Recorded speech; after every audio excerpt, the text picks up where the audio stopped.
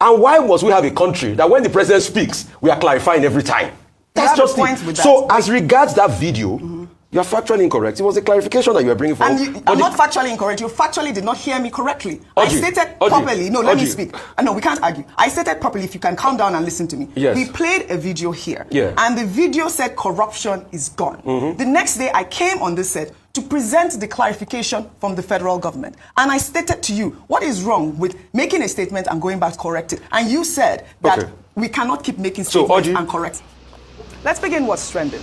Social media is awash with reactions over a tweet made by the Department of State Services requesting X Corporation to deactivate the account of activist and politician Omoyele Sowore over a post the agency claims is a threat to national security. The DSS made the demand in a letter posted on X accusing Sowore of posting a tweet on August 25th, which contains misleading information that disparages and ridicules President Bola Ahmed Tinubu. In the post, Sowore called the president a criminal and accused him of lying shamelessly about the lack of corruption.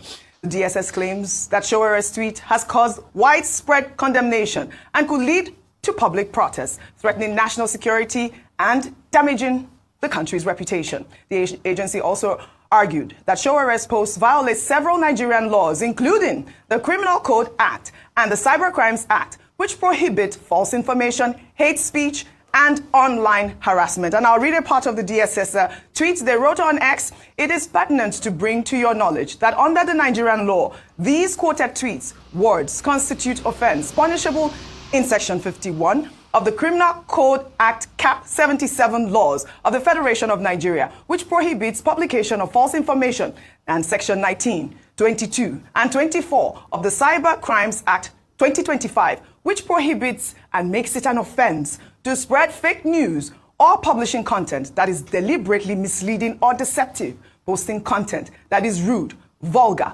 offensive, or indecent, especially with the intent to embarrass or humiliate others, provoke ethnic, religious, or tribal hatred through online or offline statements amounting to domestic terrorism. Very detailed tweet there by the DSS.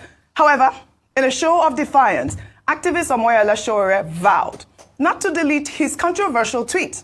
He described the letter from the DSS as an act of national disgrace, an assault on institutions, and on common sense. Sowore claimed he anticipated the letter, pointing to a protest last Tuesday by a group of, he says, hired DSS protesters who had chanted for his arrest and urged him to leave Tinubu alone. Expressing outrage over what he called an unconstitutional act by the State Security Service, Sowore went on to post the very tweet he was asked to delete with the caption. Where is that caption? Where is that tweet? Can I have Sowore's tweet? He wrote on X, "This is the tweet.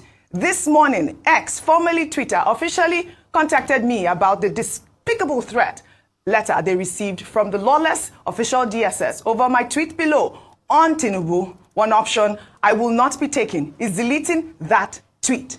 Thank you at X." Dr. Bati, I'll come to you, but let me just quickly take one reaction to Sowore's tweet. And this is a concerned X user who wrote, in all sincerity, calling the president a criminal is not right in any way. No court of any jurisdiction has pronounced him as one by labeling him one. I mean, why labeling him one? Go ahead, Dr. Bati.